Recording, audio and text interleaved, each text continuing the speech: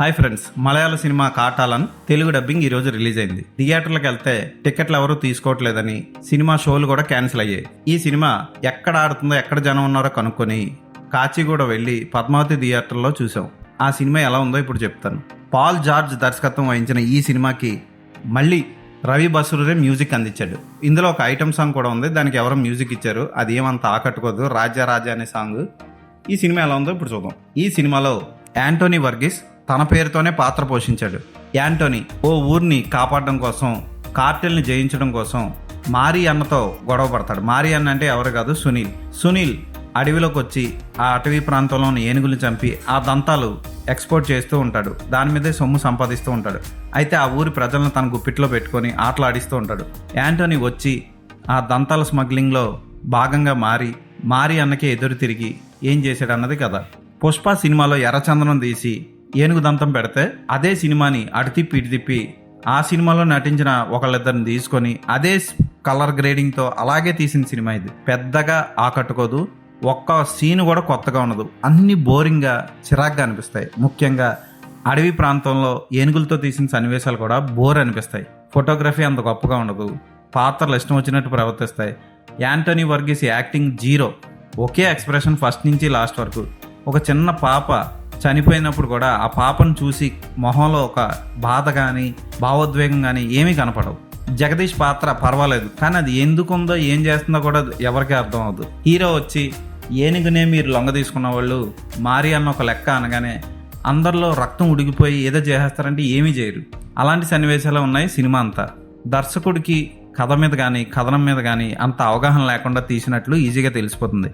తుషారా విజయన్ ఉంటుంది. సెకండ్ హాఫ్లో వచ్చి ఆ పాత్ర కూడా బోర్ కొట్టిస్తుంది. ఎందుకు తీశారా ఈ సినిమా అన్న ఫీలింగ్ కలుగుతుంది మనకి. ఫస్ట్ హాఫ్కే పారిపోవాలనిపిస్తుంది. పోన్లే సెకండ్ హాఫ్లో ఏదైనా చూపిస్తాడంటే సెకండ్ హాఫ్లో కూడా కథ ఏం కదలదు. అన్నీ మనం ఎక్స్పెక్ట్ చేసినవే జరుగుతూ ఉంటాయి. కబీర్ దుహాన్ సింగ్ చేసింది కూడా ఏమి ఉండదు. మార్కో టైపు బ్యాక్గ్రౌండ్ మ్యూజిక్ని రుద్ది వదిలేస్తాడు రవి బసూర్.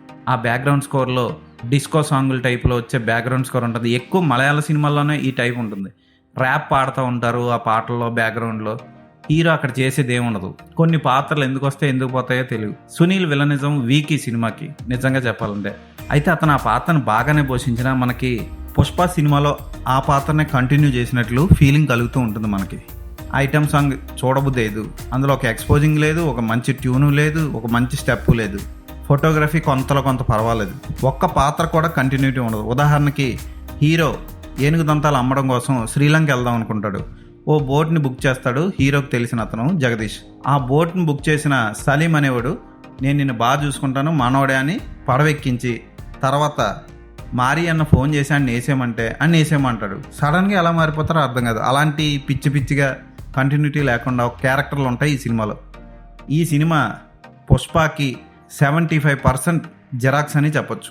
మిగిలిందంతా కొంత ఛత్రపతి ఇలాంటి సినిమాలన్నీ కాపీ కొట్టి మిక్సింగ్ చేసి రుబ్బారు. నాకు తెలిసి మలయాళం సినిమాల్లో 2026లో రిలీజ్ అయిన వీకెస్ట్ సినిమాల్లో ఇదొకటి. ఈ సినిమాలో గొప్పగా నటించిన వాళ్ళు లేరు, అద్భుతమైన క్రాఫ్టింగ్ కూడా లేదు. తెలుగు డబ్బింగ్ పర్వాలేదు, బాగానే చేశారు. ఈ సినిమాకి నేను ఇచ్చే రేటింగ్ 1.5/5.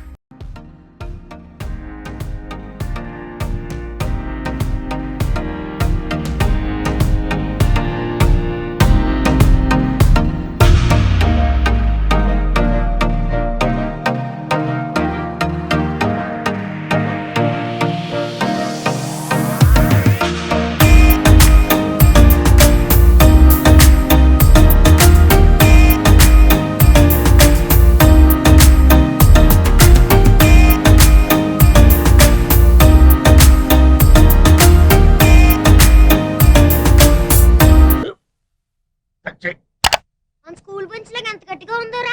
కొట్రా, కొట్టు, పర్లేదు, కొట్టు. బాబాయ్ ఏంటి నువ్వు కొడతావా? కమా బిట్ మీ యార్. వద్దు బాబాయ్. వాడిని నేను కొట్టడం లేదమ్మా, వాడినే నన్ను కొట్టమంటున్నాను. నువ్వేం కంగారు పడక్కర్లేదు. అడుగుతావేంటి?